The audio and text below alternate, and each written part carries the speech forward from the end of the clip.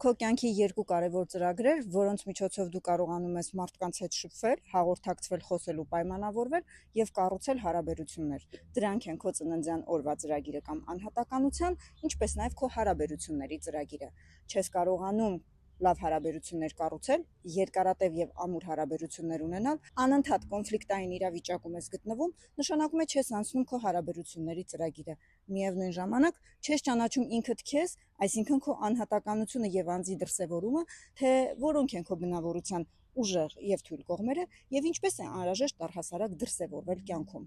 Անցիր այս երկու կարևոր ծրագրերի վերլուծությունը, քո ձեռքին կունենաս այս երկու ոլորտների ճանապարհային քարտեզը ողջ կյանքի համար։